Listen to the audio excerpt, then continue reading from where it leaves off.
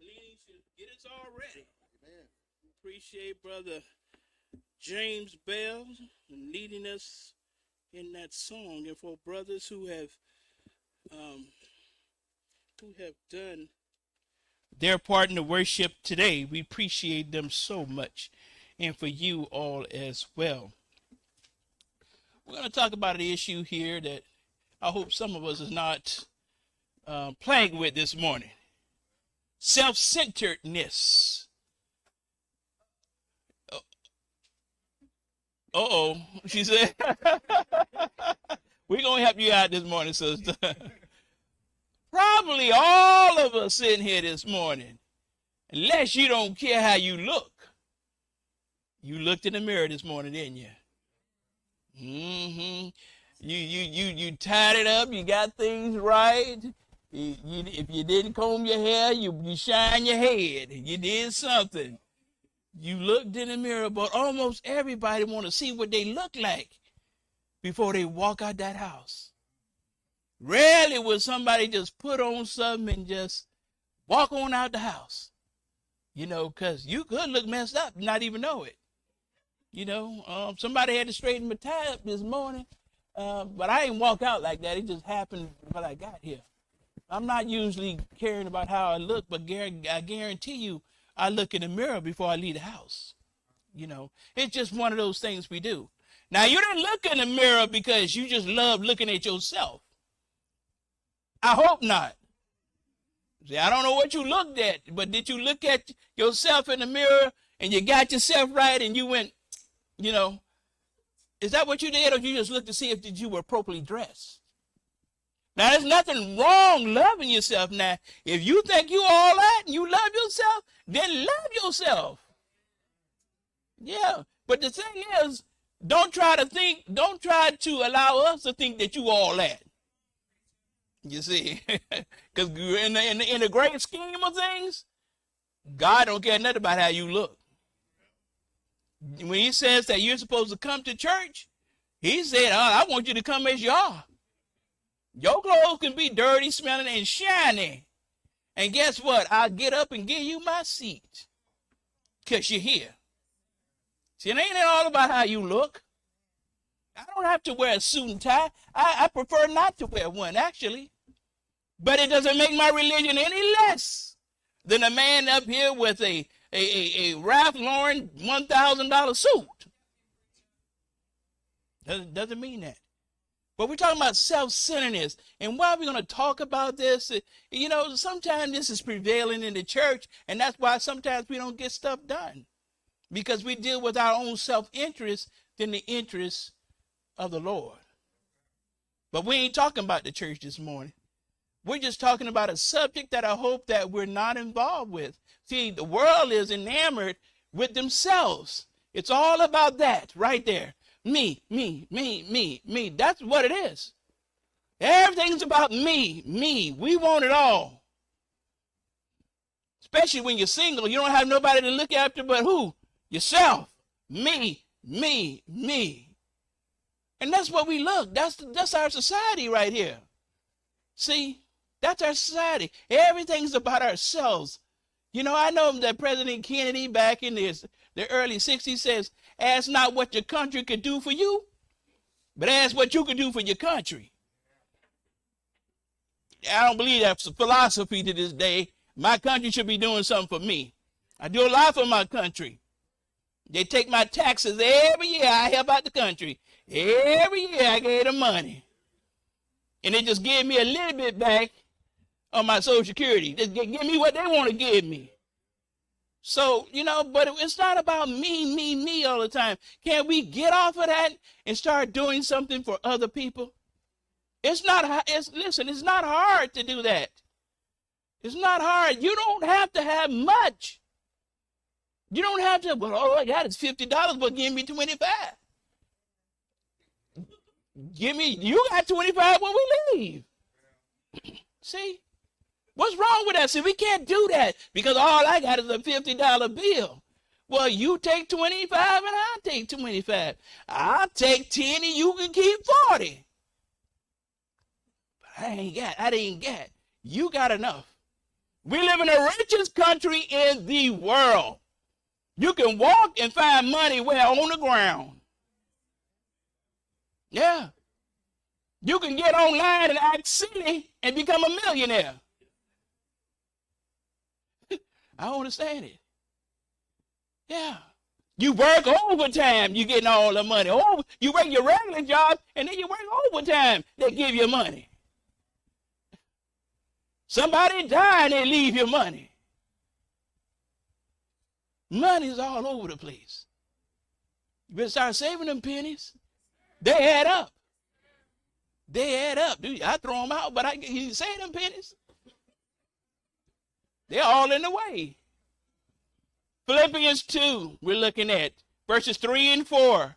It says, do nothing out of selfish ambition or vain conceit. Rather, in humility, oh, this is a hard one here, value others above yourself. Why I got to value others above myself when I'm it? I'm the stuff. It's hard. Can you see regulating yourself below somebody? Oh, no, we the stuff. So you come after me. Value others above yourselves, not looking to your own interests, but each to you. He says, but each of you to the interest of other folk. Do you have the interest of other folk in mind? See, when somebody say, well, how you doing this morning? You say, how you doing this morning? And you're scared that they're gonna tell you because you're afraid they're going to want something from you? Why are you asking me how I'm doing? Or do you really care? Or do you have my best interest? Well, I'm not doing too good this morning. Well, pray to the Lord. He gets right. Well, whatever happened to, well, what is there anything that I can do for you to make you have a better day? You got $50? Give me half. See, we wake up each day primarily wanting to know how our day is going to be. What we're going to accumulate out of this day. And if we can accumulate some money out of this day, then guess what? By the end of the day, it's a good day. And you know that there are folks that are doing less well than you financially. And when you come into money, you know, that's why I don't listen to folks talking about, well, I'm going to play the lottery, and if I win, I'm going to give something to the church. No, you ain't. You ain't get nothing to the church. I already know. And if you do, you're going to be doing this. Let's see. You ain't giving me more than what you're keeping. But we always got it. We have a self-interest. There's nothing wrong with thinking about yourself. The problem is when you think about yourself too much. Yeah. You looking at you, every room you pass by got a mirror. You got to walk back and look at yourself. You know, look at yourself. Self-centeredness. You care nothing about yourself. The Lord says, you know what? This is a subject. This is a topic. He said, because there are people who do that stuff. They don't care nothing but themselves. See, you suffering. They got 2 or 3 of everything you need that you don't have, and they won't give you nothing. You don't have to give me the best as long as it works. You know what I'm saying? I got to clean my closet out. I think the brothers can use these suits. They got moth holes in them and everything. And that's not what you do. You know, that's not what you do. I gave suits away. Or not just because I couldn't use them. There were some brothers that I knew couldn't afford a suit. Yeah, shirts and all that. And it did my heart well to see them come in the next week wearing something that I gave them, that they took for themselves. You see? But we can't be the society that we're in right now. We're a me society. It's all about ourselves. Self-centeredness is a very, very old problem. And guess what? It's one that is still in use today. This is nothing new. That's what it's saying. Nothing new. Women, you can go to these. You know, there's nothing wrong with looking good, women. Nothing wrong with that. But y'all got makeup that could go around the world. All shades, color, textures, and everything. Why? It's all about your face, you. Some of you, you're not brave enough. Some of you ain't brave enough to walk out of the house without putting something on your face. Not, and not even convincing yourself you look good just the way you are. See, you look good just the way you are. But you're so convinced because the TV says you got to wear this. Makes your eyes look good. Man, look in your ass and be hypnotized. Luscious lips, filling them up with collagen and all that, fat from your back and all that. Oh, Lord, y'all gonna run me out of town. Say the first sin in the world was committed when Satan talked Eve into thinking, listen, look at this, thinking that her own will was sufficient. When you got a God that gave you everything you needed, you didn't even have to ask for it. You know, we got to go down there to the grocery store. We get in the Publix, but Publix gonna kill us, boy. Publix is high. I know we got that little Hitchcock. So you can go there and get your green meat and all that stuff like that. But the Hitchcock is high. I'm trying to tell you. And then see, in the garden, they didn't have to go to Hitchcock's or Publix. They just walked around and said, well, I'm hungry. Oh, just go over there and pick some off the tree.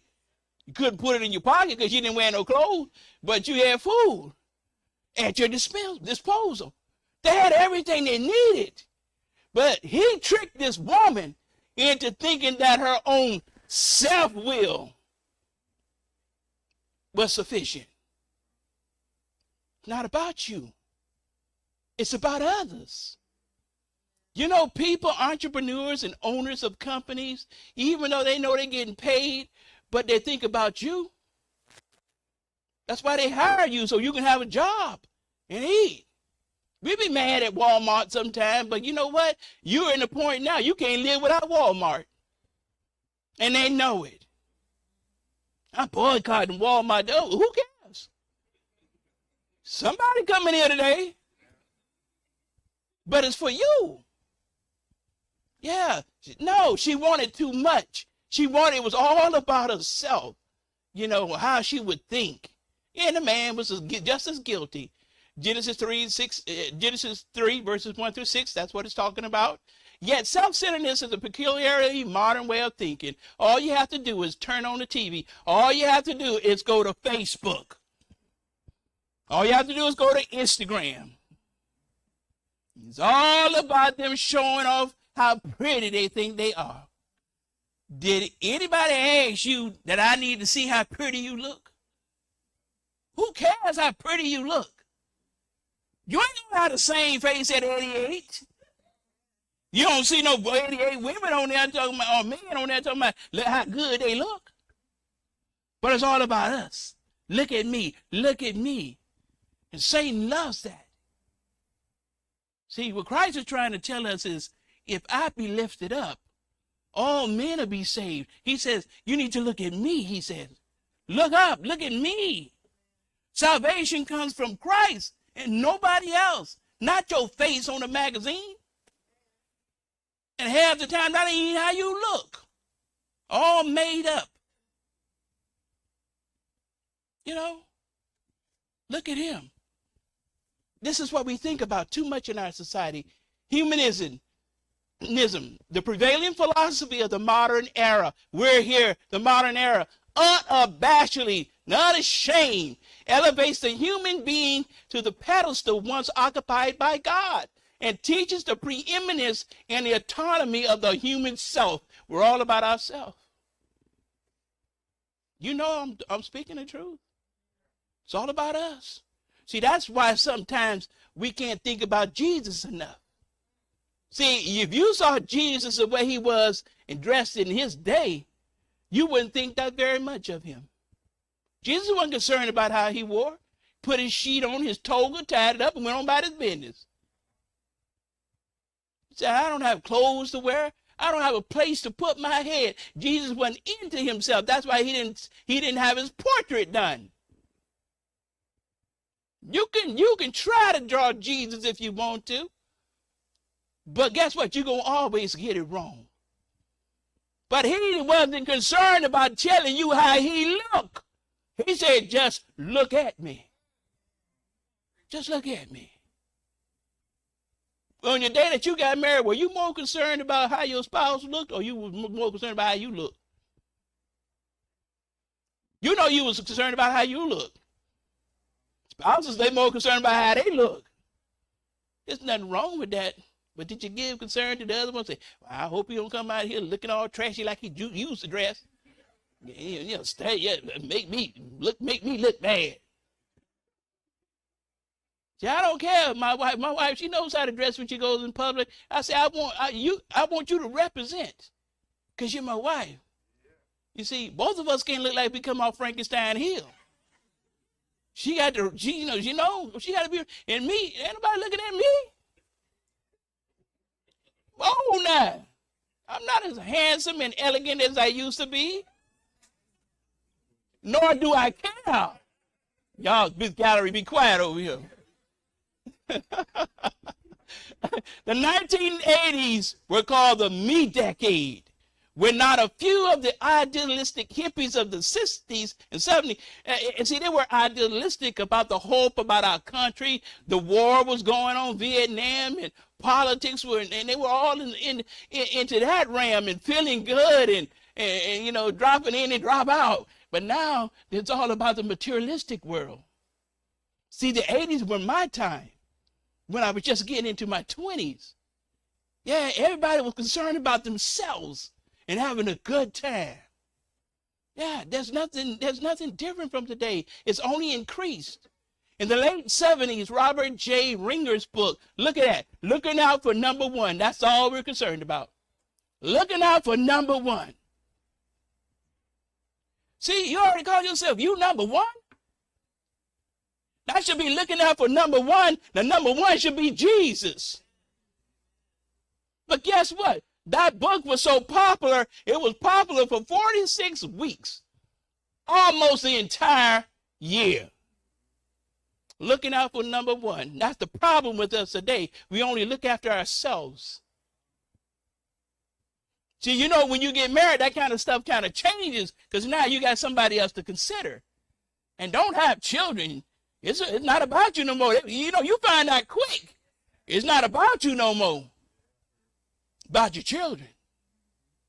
And say sometimes when women, have a newborn baby, they kind of forget about the husband. They ain't about him no more. And he started to get a little depressed. You ain't been paying me no. This is all about this baby now. See, we got to get off of that. It's not about me no more. I'm feeling depressed because she's spending time with the baby and all. It ain't about you no more. It's about somebody else. The world will be in a better place if we cared about other people. It's about love. It's about other people. And not always about ourselves. You take care of yourself first. You got to take care of you. You just worry about taking care of somebody else. Few words in our vocabulary are used more than self. And it's combinations like self-fulfillment, self-expression, just self all over the place. They now have a women's magazine called Self. Yeah. I don't know what it looked like. I kind of think what it looked like inside about yourself. All about how you look. Why are we so concerned about how we look? I mean, dress decently. Put on something decently. Dress modestly. Come, put your hair in place. Don't care what your hair look like. Just be decent and modest. That's all you should be concerned with. But no, every time we walk out the house, we want to think we're on the catwalk. You looking at me? You looking at me? And you see, I don't want to get on this women thing because I'm not a misogynist. I love women. But, men come to church. We got all our colors on, from head to toe. And there's nothing wrong with that. You want, look like a box of crayon. But the women, they come in and they got, especially denominational church, the big hats that nobody can't see around when they sit down, and they look flawless coming in. But it kind of perturbs me when you late coming in and you got all that going on like you're in a catwalk and you want to come down to the front of the bench in front of everybody. Why? Because it's all about me. Dun, dun, dun. I don't know what song they use, but it's all about them. And you're going to know they're there. The smell of their perfume leaves a trail. And it's hard when you're trying to preach and they're doing the catwalk. It's not about us. It's not about you. It's not about me. It's about other people. What can we do for you? If it's in our ability, we need to do it. See, I ain't going to go all out my way now because, I want to know what I could do for you. If we got to go all out the way, you have to help me. You got to ride with me to help you. I ain't got time. I got my own worries. I got my own cares. No, it's not about that. We have truly created a withdrawn, self-absorbed society, a culture in which the individual is what? He preoccupied with himself. I ain't got time for you. I got my own cares, my own worries. Can I help you take care of your worries so you won't have any? Then maybe you can look after me. Yeah, let's not be so selfish. When a person is preoccupied with himself, that can show up in various ways. Self-absorption, narcissism. You look so good. You know that old story about Narcissus? He looked in the water and the mud put water on the ground. He looked and he said, oh, that person is so beautiful. That was just himself. We shouldn't be narcissists. Yeah. There's always going to be somebody look better than you. You didn't think that, did you? Yeah, look better than you. Self-glorification, that's vanity, arrogance, and boastfulness. Yeah, when I see these words, you know what I see? I see Satan. That's the way he was in heaven. It said he sinned on account of his what? Beauty. He was just too in love with himself. And he thought that I should sit up here with God because just look at me. God created him that way because he said, I did it. I ordained him to be that way. But I didn't ask him to be so into himself. Self-service, selfishness, greed, me, hoarding it all. There's no sense being a multi-billionaire in this world. There's no sense in that when you got people who are poor and struggling every day. 120 billion, 100 billion. And then you got people sleeping on cardboard boxes on the sidewalk. And you mean to tell me you can't donate $1 billion to some kind of service to help these people? Because no, you want to hoard it all. I want it all. I want it all. You want it all, but guess what? You can't take it all with you. You can't take it all. You can never have it all. Never. Jesus said, I want a cattle on 1,000 hills. And guess what? In those 1,000 hills that he have and he got cattle, he feeding us all with it. You like steak. You do. But God is feeding us with it. He's sharing it. It's not about himself. Everything that he did when he came to earth was for us. Self-will, stubbornness. We got some stubborn Christians, boy. No matter how much the preacher preach, they're stubborn. But you know what I say? I used to be young and I used to fight against that because I didn't know you can't be stubborn. But you know what I said? I said, I'm not going to do that no more. It's their battle in Jesus. They're fighting God. I can't do it. They can fight against me. They can fight against the preaching. I said, but I'm not going to fight against them. They're fighting against Christ. And when you fight against Christ, you don't get the W column in your side. Self-obedience, lawlessness. Never let it be said amongst those in the church. All things are deplorable to the person who takes the scriptures seriously. See, these things are destructive to us. I don't like to hear those things when you're talking about self-this, self-glorification, self-this, and self. It's not about yourself. It's not. It says when you are in that position where it's all about yourself, he says you're trying to take God's throne away from him. Because that's God is all about self. And rightfully so. All the things that he's done, he's the only one who has the right to praise himself. See, he's filled with glory, whether you glorify him or not. And he deserves it. To see just how destructive self-centeredness is, let's look at what happens to our relationship to others and to ourselves.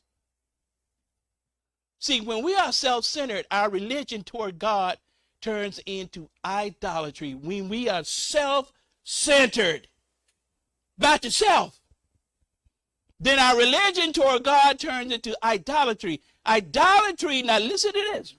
Idolatry consists of anything that dethrones God and puts someone or something else in his place. What do you love the most? You see, are you dedicated to come to meetings? Are you dedicated to come to things that involve in our church? Or do you care about the other things that displace God? Oh, it's hard to hear, but it's true. Idolatry, anything that dethrones. You say, well, don't come in here with a list next week. Say, is this anything? Well, if you got to question it, you already know. Anything in your mind that dethrones God. Look, I have observed this congregation, and the thing that I get the most out of this congregation is that you're intelligent folk. You know. Colossians 3:5. Put to death, therefore, whatever belongs to your earthly nature. Well, preacher, I don't understand. Here we go. I'll explain it to you. Here it is. Sexual immorality, impurity, lust, evil desires, greed, which is what? Idolatry. See, the Israelite children got in trouble with the Lord on so many occasions because they dethroned God to put something else in place for them to worship. And Christians do that every week. Not all the time. Not all of us. But we dethrone God for something that we love the most or more. Don't act like it isn't true. You feed the thing you love the most. You do. Self-centeredness. John Owen said, be killing sin or sin will be killing you. Sin don't care nothing about you. But we love to make it our partners. We love to make it our accompaniment. We love to side off with sin, but sin will be killing us if we don't kill it first. See, it's the sin that's going to cause you to go to hell. It don't care nothing about you. And the first way to make yourself killed by sin is by self-centeredness. See, Satan wants you to care about yourself. Don't care about nobody else. I don't care if the children starve. It's about myself. That's what drug addicts do when they get addicted. They don't care nothing about their family. The children starving. I ain't seen mama in 2 or 3 days. I ain't seen daddy in a month because they're all taking care of their fixes. They don't care if the children eat. Family services have to come and take them away.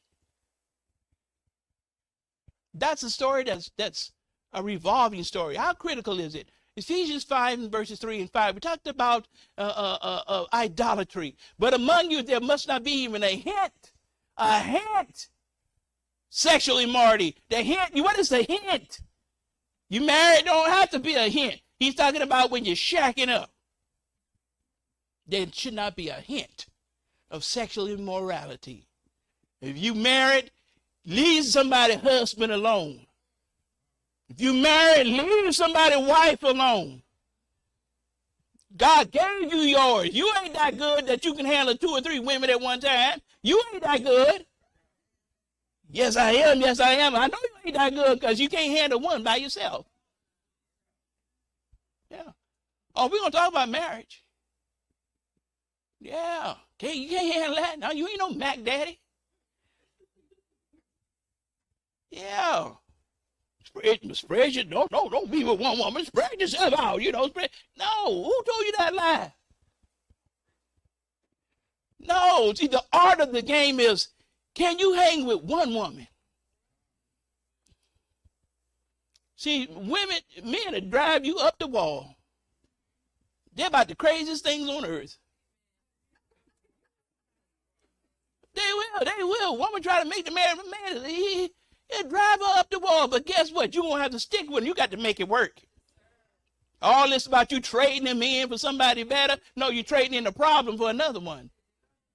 Hang with him. He needs you.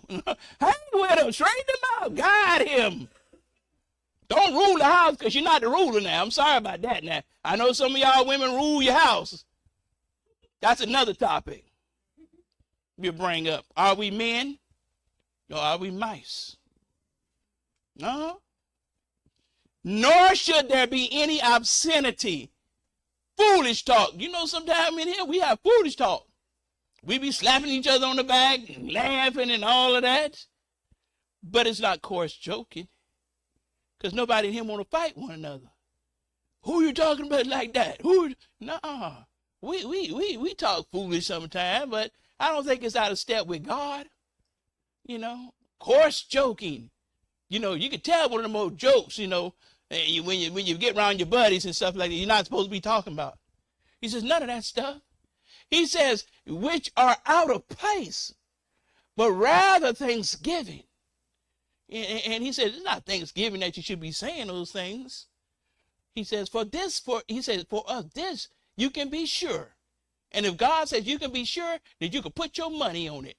No immoral or impure person, I love this. He says, or impure or greedy persons.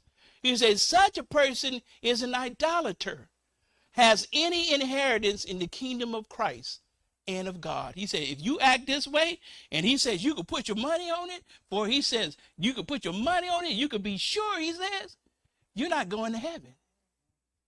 Now you can think, if you don't think this is true, keep thinking that way, he says. He said, but you can be sure you won't find heaven. See, that's where I'm trying to go. See, I've worked all my life. I've done my little 40 years of work. I'm through with all that, as much as I can be. You see what I'm saying? I'm through with all that. I don't need to find a girlfriend no more. I've been married now for going on 17 years in June. Been with her 20 years. I ain't looking for nothing out there. Ain't nothing out there. Nothing out there. Yeah, them young girls, man, they'll turn you out. You one of them young girls. You can't hang with her. I need to call a doctor. I need to call an ambulance. Yeah, you can't hang with them. I need a younger man. You can't hang with him either. Because when he gets through using you up, he ain't about to marry your old tail.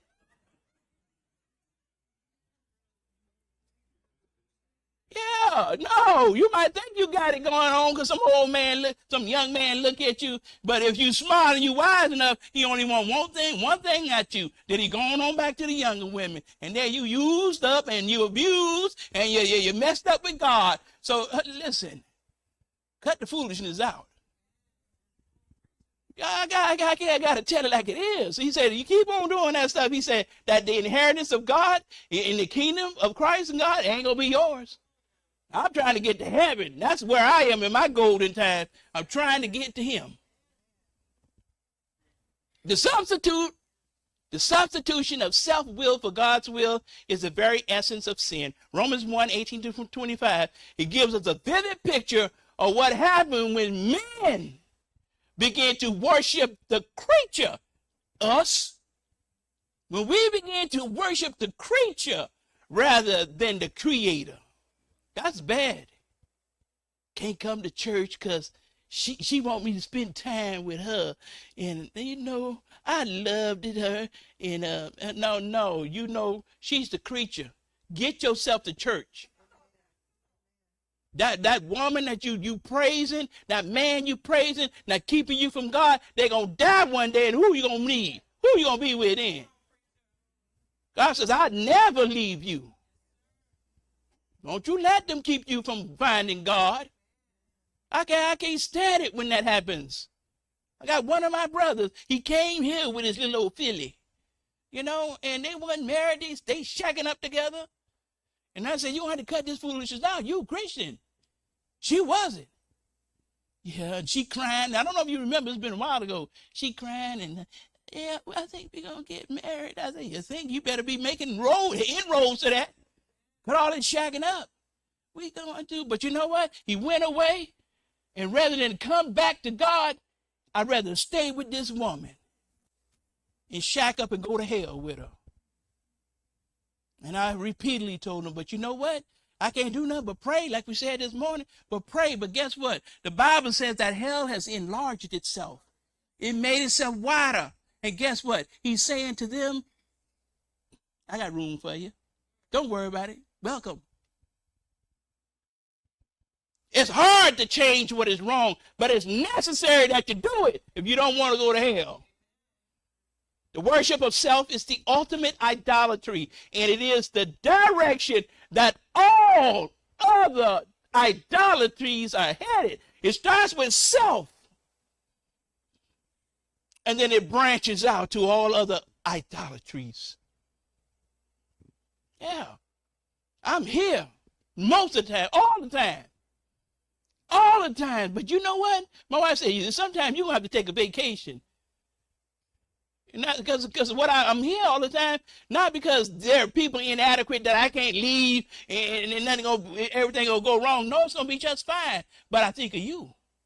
I said, no, I got to be there. I got to preach. I got to teach. Brother D preached here and taught here for over 20 years. Ain't nothing gonna go down and just destroy because I'm not here. But I think about you, because if I thought about myself more, you probably won't know where to preach at from Sunday to Sunday. Even when James preaches, that's a time for me to go visit if I wanted to. But I'm right, so I'm still sitting right there. I'm not worried he's gonna say something that he don't supposed to say. I'm gonna look at it anyway. But I just love being here. I just love this is the house. I love being at home in the house. Humanism is a very frightening form of self-worship, but there are many other forms equally idolatrous and equally destructive that religious people had better watch out for. B, when our self-centered human beings are degenerate. See, it's not just about yourself. What you do, if you haven't learned it yet, affect other people. Who I'm going to preach to if everybody gone? See, what you do affects me. Ain't nobody to preach to. Well, I got to just go back home. Because where 2 or 3 are gathered in God said He going to be in the midst. Ain't nothing but me. So what you do affects me. It affects each other.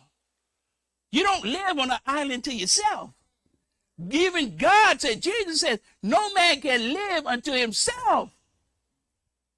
He turned around and looked at the man after all were paired up, all the animals are paired up in the garden, and he called them by name, and they went through with each other, husband and wife, animal, husband and wife. They gave them new names, and when the last one went through, he go, guess I go on home by myself now. But the good Lord looked down and said, it's not good for the man to be alone. Give him somebody. Because we need each other.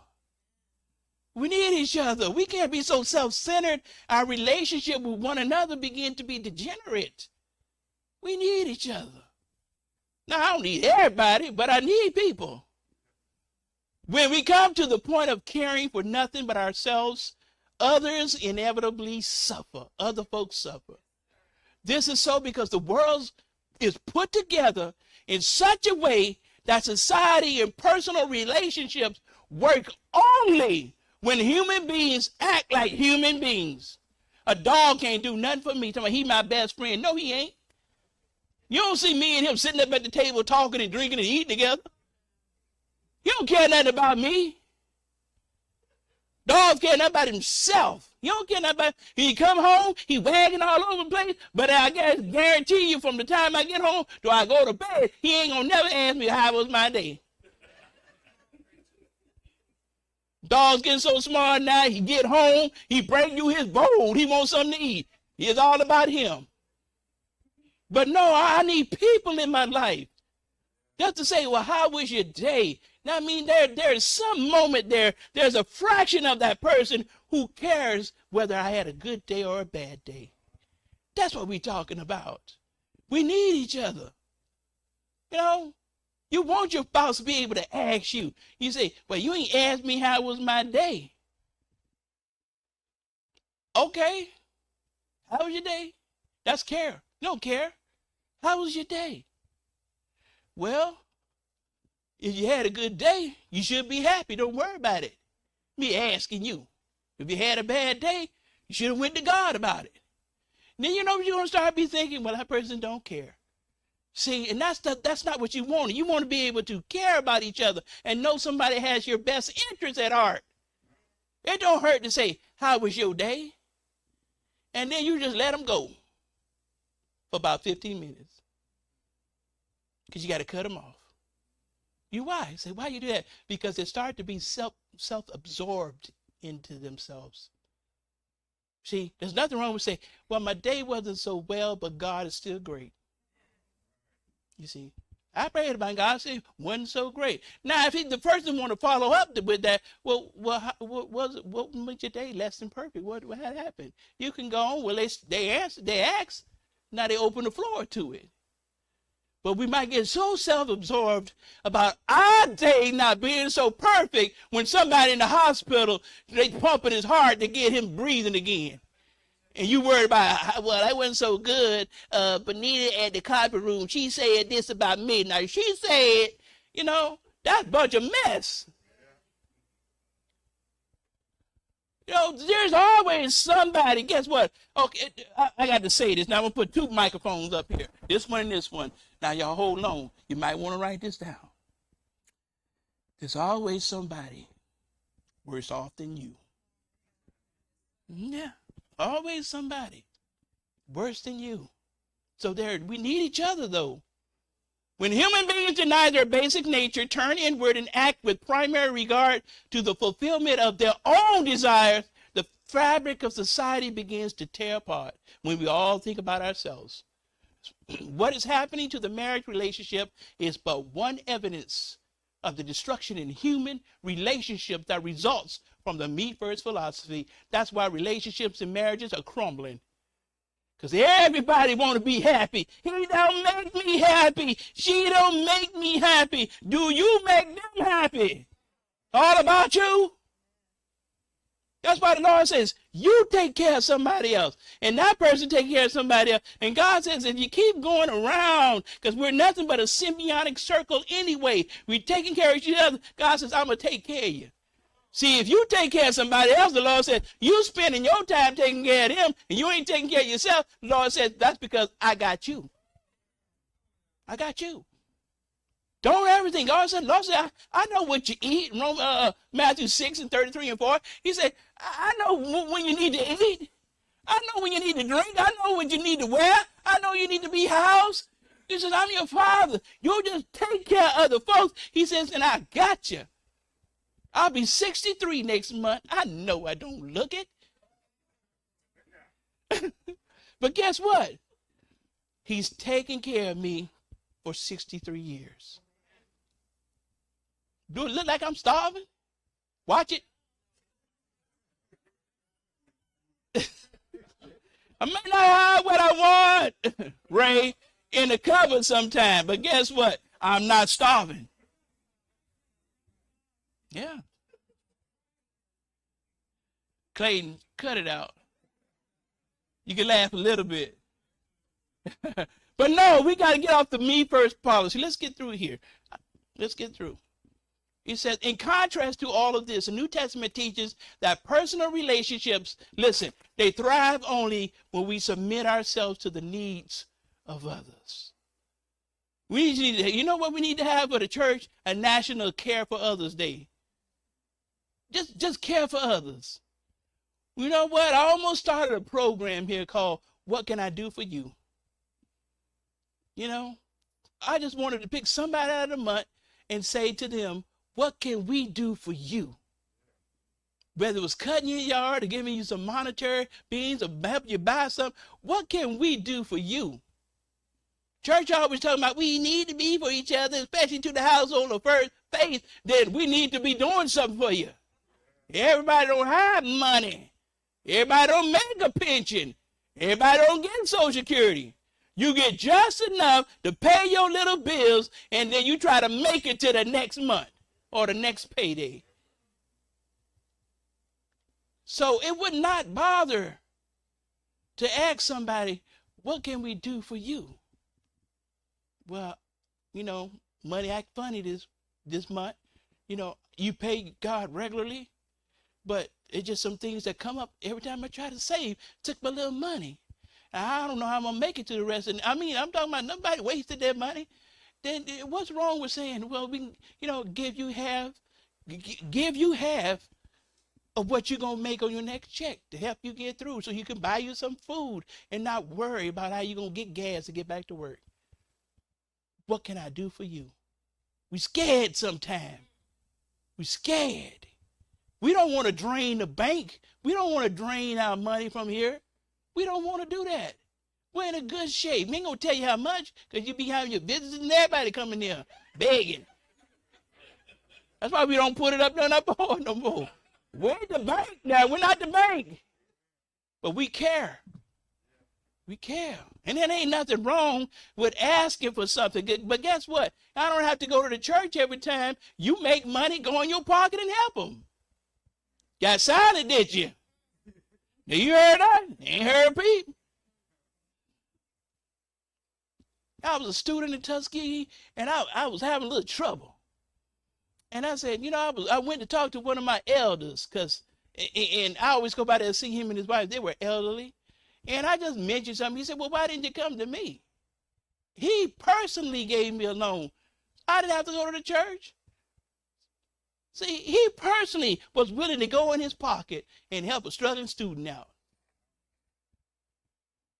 Your money ain't yours. Let me just tell you that. Ephesians 5:21, submit to one another out of reverence to Christ. Christ said, do it for me. Do it for me. Philippians 2:3-4, do nothing out of self-ambition, like we just read in the beginning. Rather in humility, value above yourselves, not looking to the interests of each other, but look to the interests of each other, not yourself. Lastly, when we are self-centered, we detest the very self that we have come. See, you detest the very self that you become, that you have come to worship. The very self, when you self-centered, that's what you do. Self-respect comes from the one thing, from one thing and one thing only. Self-respect does, it's doing our duty. See, we're not responsible enough to do our duty sometimes. We shrug it off. Doing our duty involves serving the need of others. Selfishly, I don't need nothing back from you. This is what I want to do. When we become preoccupied with ourselves, we quit serving the needs of others and begin to diminish the foundation of which our self-respect is built. Ironically, the person, listen, I love this one. Ironically, the person who is obsessed with finding himself and liking himself is the very person who is going to do the fewest of things that would truly make it possible for him to like himself.